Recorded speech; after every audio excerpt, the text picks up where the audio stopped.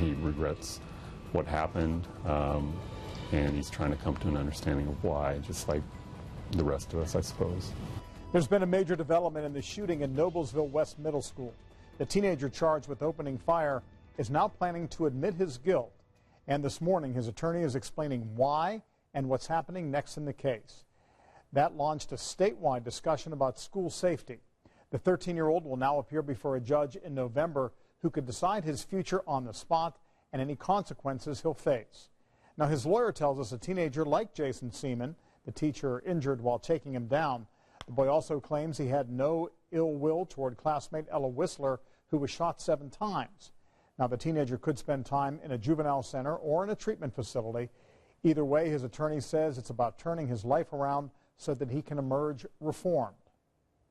I don't know what makes a 13-year-old child decide to do something like this, but it doesn't come from a place of a healthy mind. Something was wrong, and that has to be corrected and that has to be addressed. And so our main idea here is putting him in a place to become healthy in his mind. I think if that's done, he has the best chance of success. Now, the lawyer says they've asked for more time going into what's expected to be a lengthy hearing in November. That way, experts can make recommendations to the court that will include treatment options for his client.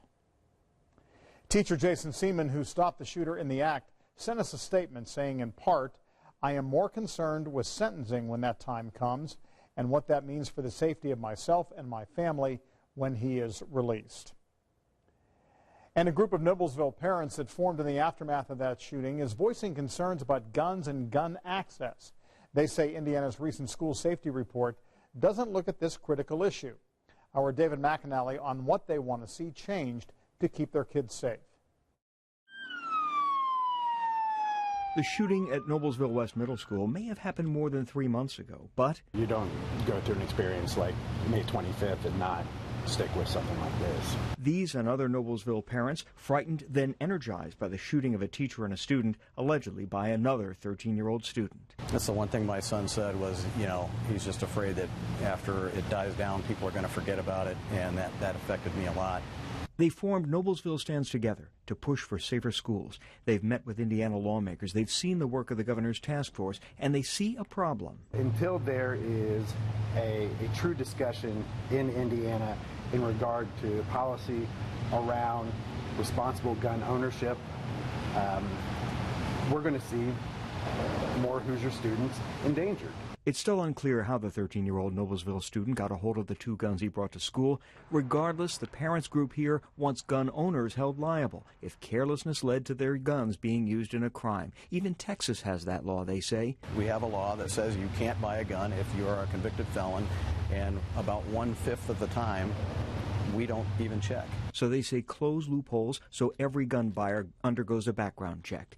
And if a gun owner's weapon is seized for something like mental illness, close that loophole that may let them buy another undetected. That doesn't seem to make any sense. We're not going to be allowing students to even leave the room to go to the restroom as much. The parents praised the school safety steps Noblesville has taken even before May's attack. Now they say the tough job comes: responsible gun ownership. Urge the governor to think big and to be bold. Parents say this is not an attack on the Second Amendment. Members of the group are also gun owners. They're just campaigning, they say, for what they call sensible rules to help keep schools safe. John. All right, thank you. David McAnally reporting tonight. Now, here's a look at what the state's school safety report does recommend. The proposed changes that came out last month are broken down into 3 categories.